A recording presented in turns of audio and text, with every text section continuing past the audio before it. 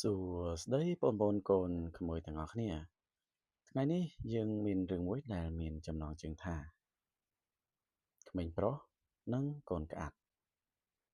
ក្នុងត្រពាំងធំមួយមានសត្វទឹកនិងពពួកសត្វកង្កែបជាច្រើនប្រភេទ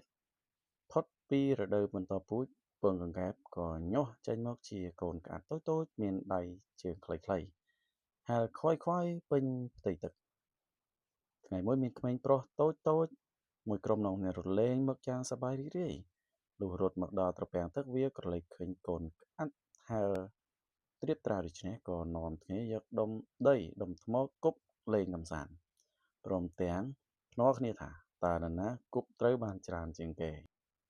ដុំថ្មធ្លាក់ប្រងព្រាតទៅក្នុងត្រពាំងបណ្ដាលឲ្យពួកកូនក្អាត់ទាំងនោះទទួលរងគ្រោះនិងស្លាប់អស់ជាច្រើន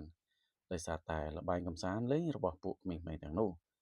ហើយកូនក្អាត់ខ្លះទៀតដែលមិនត្រូវដុំថ្មក៏ភ័យរត់ប្រសេកប្រសាចរកកន្លែងលាក់ខ្លួនពេញផ្ទៃទឹក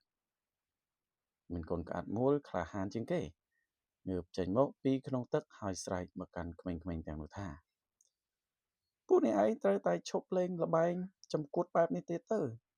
ពួកឯងដឹងទេថាល្បែងកម្សាន្តសប្បាយរបស់អ្នកឯងនេះគឺជាការឈឺចាប់របស់ពួកយើងណាការលេងកម្សាន្តដោយមិនបានគិតអាចនាំឲ្យក្តៅក្រហាយដល់អ្នកដទៃ Sharing for more.